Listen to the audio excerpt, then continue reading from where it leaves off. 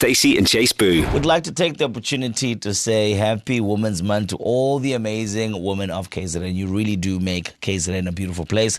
And as East Coast Radio, we have been highlighting some very magnificent stories from the women of this province. And I think they deserve that. They deserve the spotlight. And we've been doing it in such a beautiful way, featuring them in the studio. And yesterday we spoke to Andiswa. What an amazing young lady doing the most in the world of sports. She's just 21, but she's already carrying, her province and her country literally on her back. So she is quite remarkable, right? 21 years old, Andiswa Mbanjwa is studying towards a Bachelor of Education at UKZN. So, we love a teacher, hey? We love people who love to teach. Then, outside of that, whilst that's happening on the one end, she's a very serious sportswoman, all right? Yeah. She's making waves in netball, which we all know and we're very familiar with. And then another sport that we, admittedly, don't really know a lot about. It's called Kho Kho. Yeah, apparently it's like really big in India. And she's shining. rocking it. Rocking it. So we find out more about the women behind these achievements right now. Hi everyone, my name is Andiswa Mbanjwa. I'm 21 years of age. I'm from Pietermaritzburg in KZN and I'm studying Bachelor of Education in UKZN. I play netball and Kho Kho.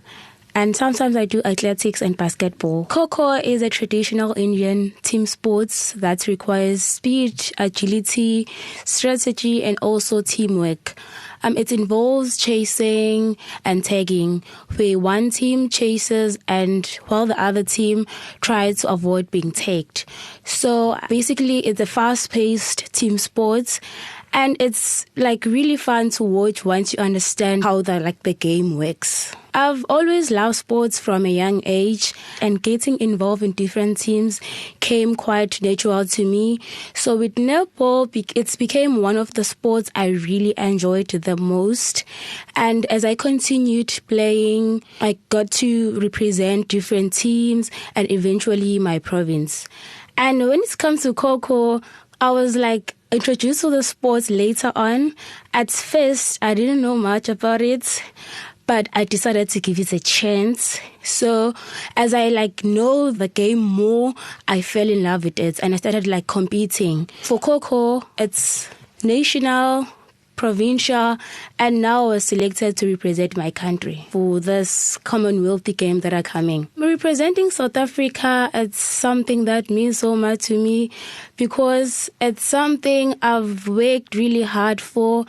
And when I found out that I made the team, I was honestly overwhelmed with emotions and I was excited, proud, and grateful because I knew how much work had gone to getting to that point. So being able to represent my country is a huge honor for me. What can I say is that just believe in yourself. Do not give up.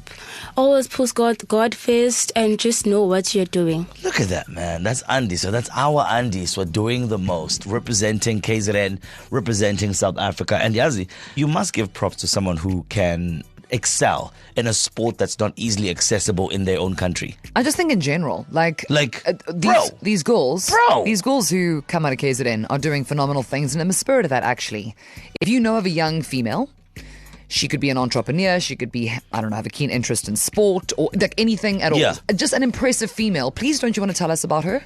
Just drop us a little DM there, Stacey and Chase Boo on Instagram. We would love to get in touch because the more Andiswas we can chat to, the better. They are phenomenal human beings doing phenomenal things, and Women's Month is far from over. We may keep it going into September, October, November, December.